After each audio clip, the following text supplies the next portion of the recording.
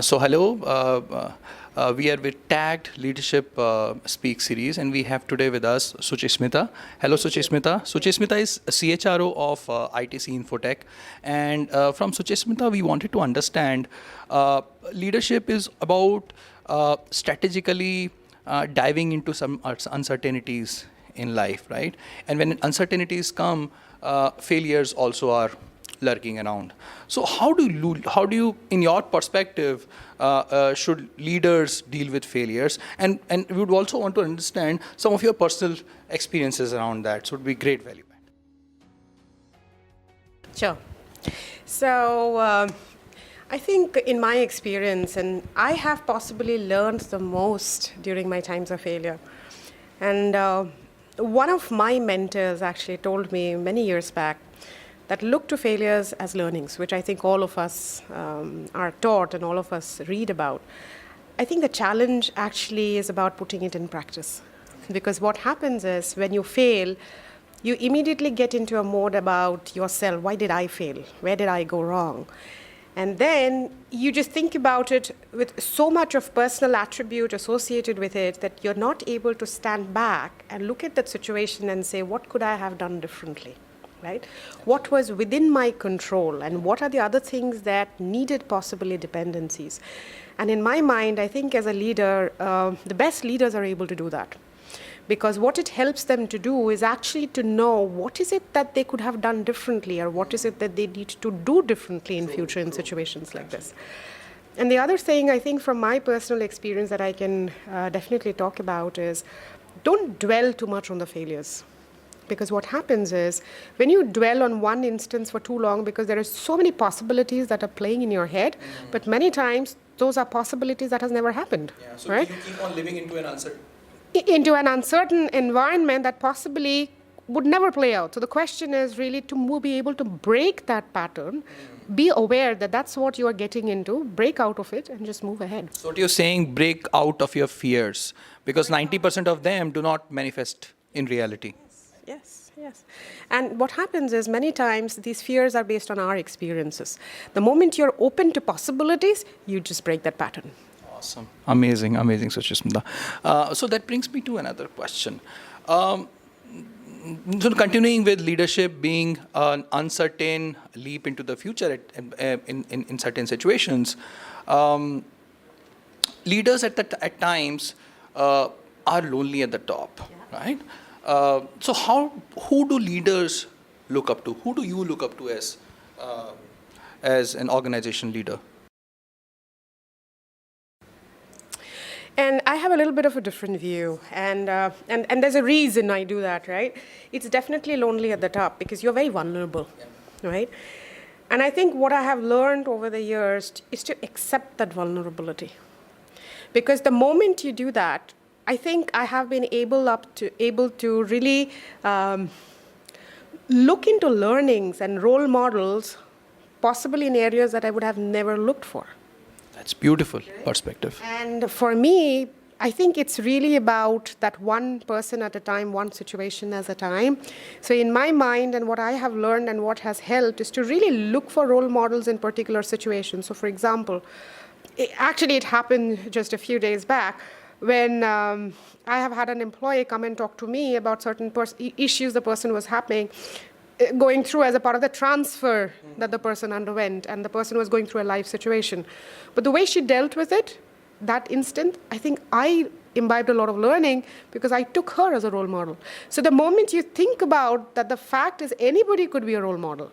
It just depends on who do you think and how do you react to situations. So in my mind, again, be open to possibilities and you'll see role models everywhere. Lovely. That's a beautiful perspective, Suchismita. So how would a leader deal with these kind of uncertainties? I mean, there are failures lurking around. There are situations where you don't know who you should look up to, and then you kind of try to find solutions to it. So there are uncertainties all around, and these two are just one set of examples where you find uncertainty playing out. But there are many others. So how, in general, should a leader deal with uncertainties in life, at work, and what would one learn out of it? I think one thing is to be actually understand what's happening around you, because the industry is changing so fast. As long as you know what is happening around you, I think you will stay relevant. So are you talking about the information and knowledge that comes out of all the organizational information that you have, which is the data? Industry dynamics of people and culture and everything that's actually happening around you. Does it also have an element of intuition, gut feeling, which kind of propels you to take some decisions in case the data does say something, but your intuition says that this is maybe the right way to do? See, I fundamentally believe decision making is always about, at the end of the day, intuition, right? But the question really is, what is your intuition based on? Because most of the times your intuition is also based on experiences that you play on. And what shouldn't happen is, because you are so wired to your own experiences and your intuition is working in that pattern, that you're not seeing something else which is coming your way, right? And as a result, I think it's important, and that's one thing which I coach all my leaders and when I talk to my peers, is to say, what is it that you're not seeing? What's your blind spot, right? And I think if you're constantly open to saying, okay, these are the blind spots I'm working with, and you're able to work on yourself, I think you should be okay. And I think we shouldn't take ourselves too seriously, right? Because times are changing, and the only way you can stay relevant is to actually pace with the change. And you don't have to lead the change always. As long as you're able to pace with it, find your own space, I think you should be okay. Beautiful perspective, Suchismita. So what she's saying is, change is the only constant in this world. If I put in that perspective, we can handle certain situations based on the data that is coming, based on our intuition. But at the end of the day, we are humans. We are liable to go wrong. We are liable to fall on our face, fall on our knees. Get up, get work, get going. Don't be afraid. So Suchismita, we wanted to understand from you, what is your perspective on diversity in today's world, and how should corporate leadership include diversity in their organization agenda? So diversity for me as a professional, and what I'm trying to do as a leader, actually has a synergy. One is very clearly, simply, that we understand is about gender diversity. But I think we need to really appreciate the diversity more from how do you create an inclusive workplace, correct? So as a result, what we are trying to do from a diversity standpoint is really focus on 3 or 4 key things, right? We are focusing on physical well-being, right? Because you need to be able to understand that how can you have diverse minds, because you have different thought patterns, you have different interests. So how do you bring that as a part of the story? And our physical well-being as a plan works towards that. The other part of diversity is really to look at your emotional and mental well-being, right? Now that's where you actually focus on, if you look at differently abled people, right? How you look at women who have come back from a life situation, right? You could also have single parent who could be a male as well, right? So who's a primary caregiver, right? So how do you look at mental and emotional well-being becomes an important element. The other part of diversity is actually to look at financial well-being, because you're actually looking at various socio-economic situations and diversity from a social ecosystem perspective.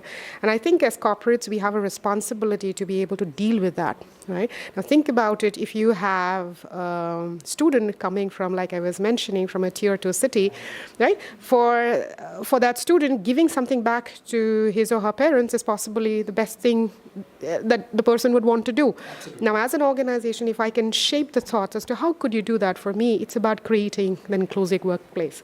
Now, coming back to the gender diversity part of it, right?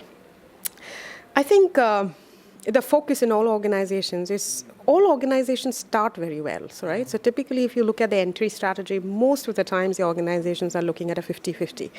What starts happening is that it starts thinning out at the top. Yeah. And especially women in technology is an important driver for us. And what we do is to be able to really look at it from the lens of an equal opportunity employer. Because we do not want to differentiate, to be able to say, because you are a woman employee, you would get something different. Because then it actually nullifies what we're trying to do. But at the same time, we want to make sure that they have the right mentorship, they have the right opportunities, they have the right ecosystem, but the opportunities are equal. So that's the way we actually deal with diversity. beautiful perspective, Suchismita. Thanks a lot for your time.